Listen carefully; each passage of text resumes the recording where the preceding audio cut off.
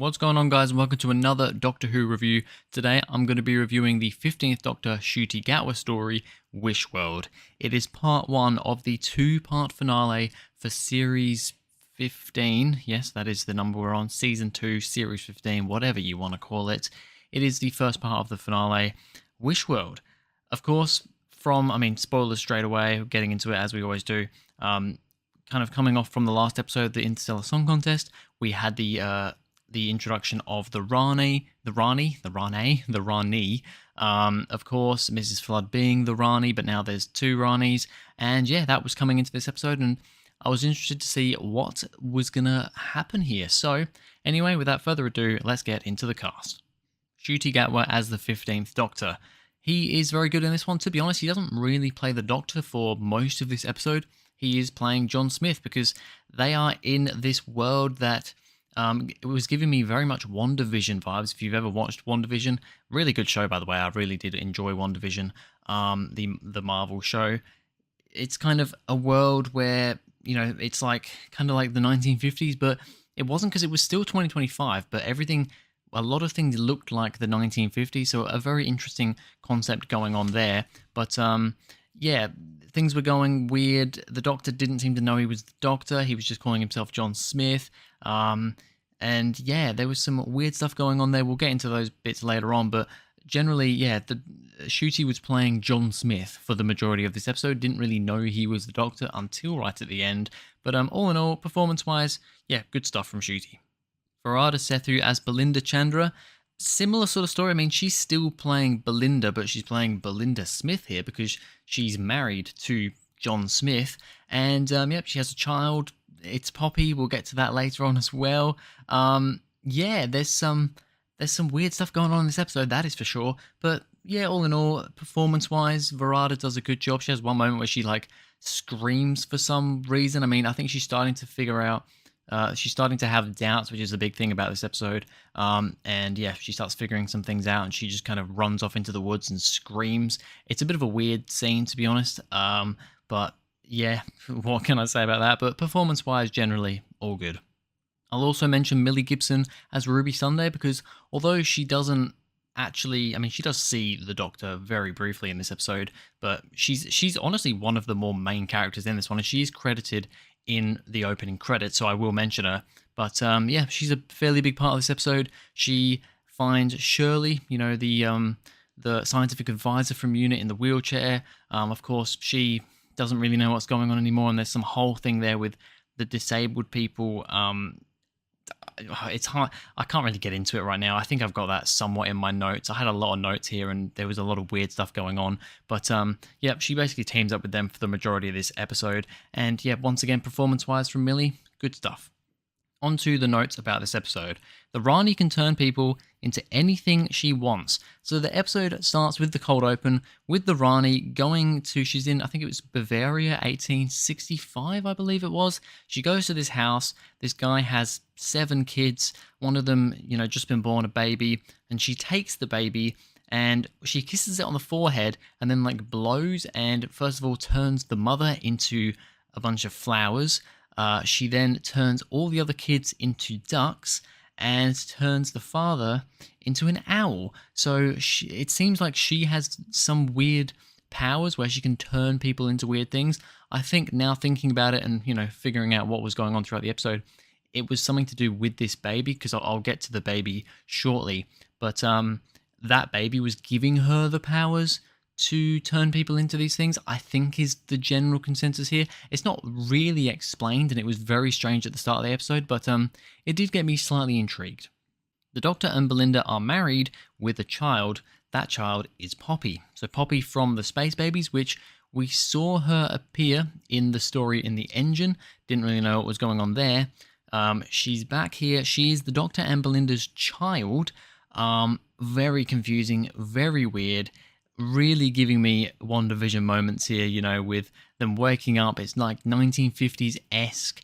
The house looks, 1950s. What they're wearing is very 1950s.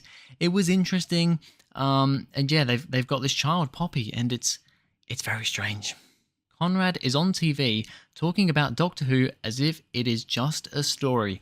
So we kind of get a bit of, I don't know if I'd really call it fourth wall breaking, but once again, we've got here Conrad talking on the TV, and he's literally got a book which is like a Doctor Who book. Although I did notice, and I saw some other people point this out when I was looking on Twitter, the style of the book is very like Harry Potter, like Harry Potter and the Philosopher's Stone. Kind of the look of the cover. Don't know what that's about, but yeah, it's a Doctor Who book, and he's reading a story about Doctor Who to the Doctor. However, this is being broadcast all over, at least London and the UK. But yeah, he's on the screen, literally reading a Doctor Who story. So once again, we have this thing of, is Doctor Who just a story? But I mean, of course, with the whole Wish World thing, we figure out what's kind of going on there. But it's another one of these weird things of kind of a bit of a fourth wall break moment, but somewhat makes sense within the plot. The baby that's creating this world is one of the Pantheon. So we get the explanation, or somewhat of the explanation, of who this baby is that the Rani took. It is, I think she said it was the god of dreams, or was it the god of wishes? I think it was the god of dreams, something like that anyway. So this baby has basically created this world. And for some reason, the Rani wants this baby to... I don't really know the motivation of the Rani here, why she's getting this baby, the god of dreams, in, why she's got Conrad along for the ride as well. That's a little bit like, why you... I don't really understand that. But yeah, this baby is another one of the Pantheon, which when the reveal was coming, oh, it's one of the Pantheon, I'm like, oh, who's this going to be? It's the god of dreams. I was expecting a bigger character reveal, although we do get that later on. When people doubt what's going on in this world, things break. So we have it a couple of times with the Doctor and Belinda, where they start doubting something in this world, and a mug falls off the table and breaks. Later on, we find out that it's not actually, they're not falling off the table. They literally just kind of sink through the table. And it's something weird going on here with this world, which once again, we figure out a little bit towards the end. But yeah, every time someone doubts something, whether it's the Doctor and Belinda in their house, or whether it's Ruby and Shirley and all the disabled people, it's always like a mug or something falls and breaks on the floor. That is when doubt has been found, I guess, that is what happens. Rogue communicates with the Doctor from the Hell Dimension. So yeah, we have a reappearance of Rogue, Jonathan Groff. I almost said Jonathan Ross then. Not Jonathan Ross, Jonathan Groff, Rogue. He appears on the TV screen. There's a brief flicker of Susan on the TV screen as well, but it is very, very brief. She doesn't actually say anything here. It's literally like half a second she pops up on the screen. But then we see Rogue. He's trying to communicate with the Doctor because the Doctor doesn't know he's the Doctor. He still thinks he's John Smith at this point. Rogue comes on the screen. He's communicated with him from the Hell Dimension, which is where he fell to when he, saved Ruby and the Doctor, and got rid of all the Chandra, I think they were called, in the episode Rogue. He's in the Hell Dimension. He communicates to the Doctor about what's going on here. How he knows what's going on, I'm not 100% sure. But yeah, it was nice to see him back. I will be honest, the scene looked pretty poor. It was pretty obvious that he was just like, I don't know, stood in his house with a green screen background, because it looked pretty terrible. But it was nice to see him back. Will we see him again in the next episode? Potentially. I kind of hope we do.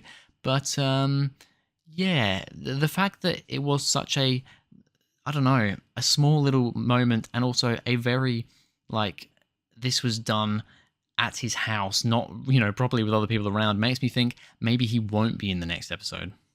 Ruby and Shirley can work the tablet even though they've never seen one before. So yeah, like I said, this world, it's kind of a 1950s world. However, it is 2025.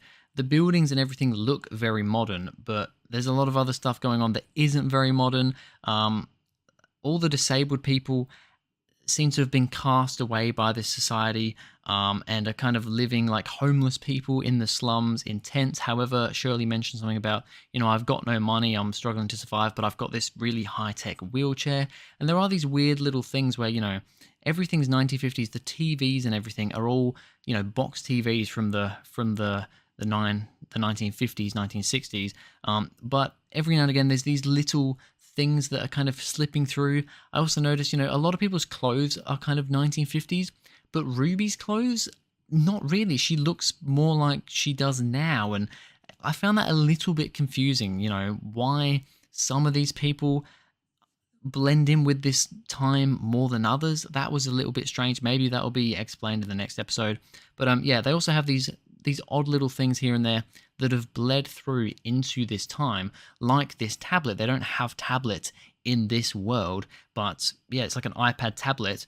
They're like, I don't know what this is, but it could help us out, and they set it up looking at kind of the main, I don't even know what you call it. It's like this spider thing that's kind of where the Rani and everyone are stationed up there, and Conrad. And they just set it up and are getting all this information from it, but I don't know how they managed to do that, because in this world, they've never seen a tablet before. They don't know what it is. It's just like, oh, I reckon this will help us get this information. How do you know that? You've never seen this before. You don't know what it is, but you just think that it's going to give you the information you need, and you're able to work it in a way so that it does give you the information that you need. I just found that a little bit far-fetched, and like, that's a bit too convenient. The Rani created the Vindicator to destroy Earth. So I haven't actually mentioned it throughout the series, but pretty much every episode, the Doctor's been bouncing from place to place. He had this Vindicator, which was supposedly this piece of technology to get him and Belinda back to May 24th, 2025. It turns out, though, things have been going wrong with that, and it actually turns out that the Rani either created or just modified this Vindicator to actually tune it in with the date of May 24th, 2025, and it has some bearing on why the world is ending, and it's, I guess, somewhat the Doctor's fault, because he's been using this thing, and once again, very confusing, very strange, and yeah, just a lot going on in this episode.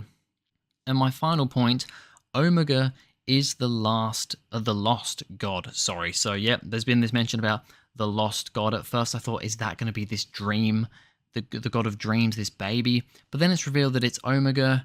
We don't actually see Omega at the end of this episode. We get the reveal, Omega, we're trying to get Omega back. Apparently he's like buried under the earth in this dimension. I don't really understand where he is and how they're getting him back. There's a lot of unknowns here. Yeah, but Omega's apparently going to be back for the next episode.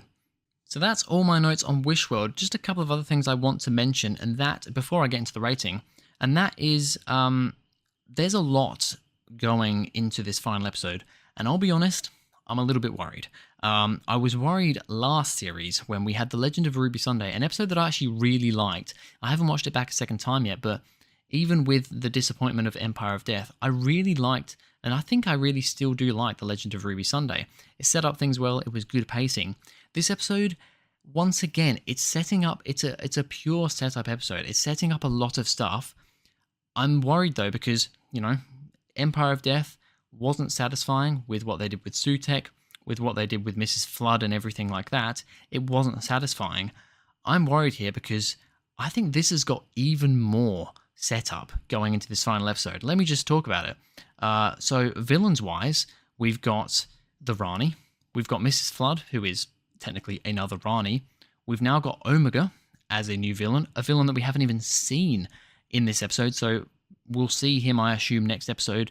So we're going to have 45, 50 minutes to introduce Omega properly and, I assume, defeat him by the end. So that's going to be interesting.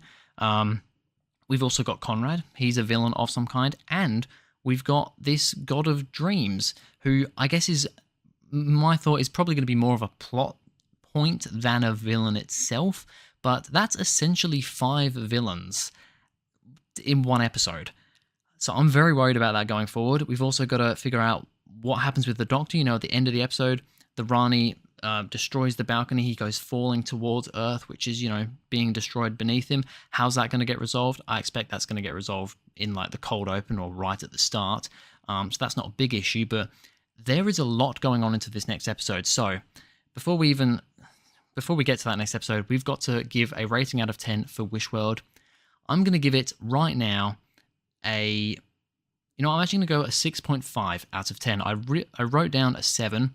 I'm going to go 6.5. It's always very difficult with first parts to finales because, you know, it very much in a lot of ways rides on what comes afterwards. But I'm going to go 6.5 out of 10. I definitely didn't like this as much as I liked Legend of Ruby Sunday.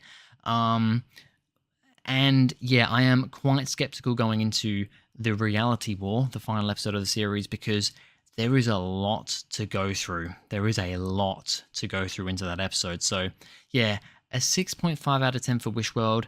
It was a little bit all over the place. It was very confusing. I enjoyed parts of it for sure, but yeah, that's what I'm going to go with for now. But anyway, that's going to be it for this video, guys. Thank you very much for watching. If you enjoyed, please go ahead, like and subscribe, and I'll see you guys in the next video.